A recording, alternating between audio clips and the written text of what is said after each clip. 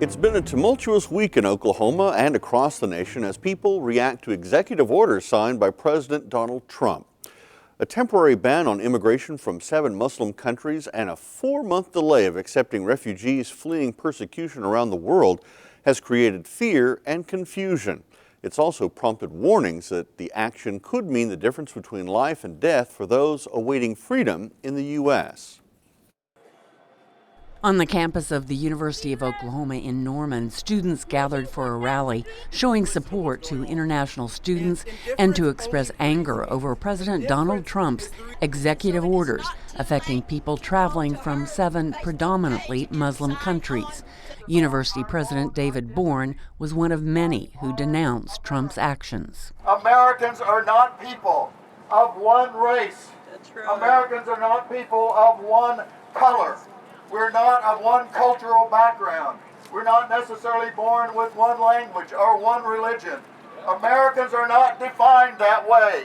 We are defined by our commitment to human rights, individual rights, liberty, and opportunity for all. That's what makes us all Americans. Bourne says international students are vital to the intellectual fabric of OU and all universities in the nation.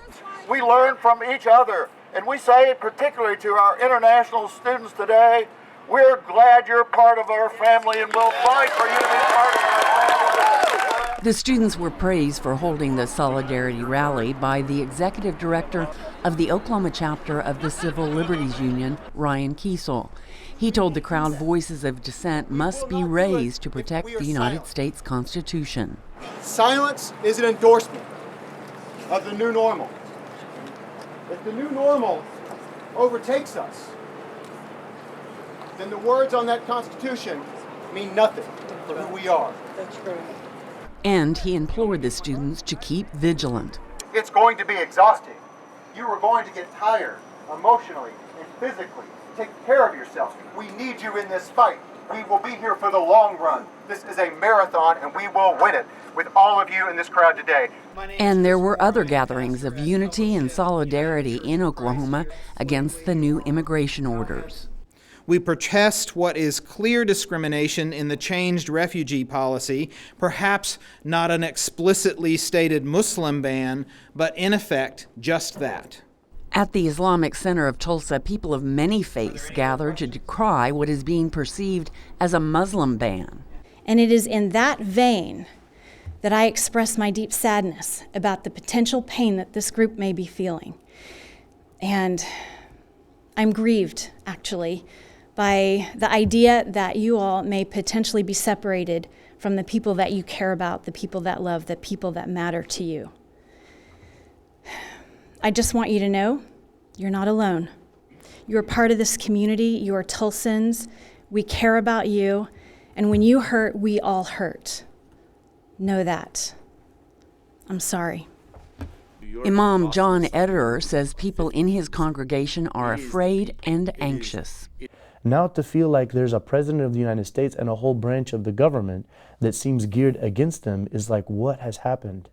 And everybody feels fearful. Everybody feels like, when is it going to happen that they come into our mosque and put us in some internment camp? Ederer says 5 to 10% of his Muslim congregation actually voted for Trump.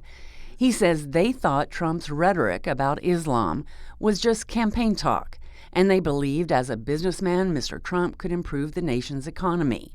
But now, even many of them are worried. Because basically what the essence of this is, it's relating the religion of Islam to possibly make anybody a crazy terrorist. That's basically the essence of this. But it's not just Muslims affected by the new immigration orders. At Catholic Charities in Tulsa, there is deep worry for many Christians trying to flee persecution who are now blocked from entering the U.S. for at least 4 months. Catholic Charities resettles more than 300 refugees in northeast Oklahoma a year. 23 were supposed to arrive in Tulsa in the next few weeks, but their travel plans are canceled. Amber Connect is the director of Immigration and Refugee Services for the diocese.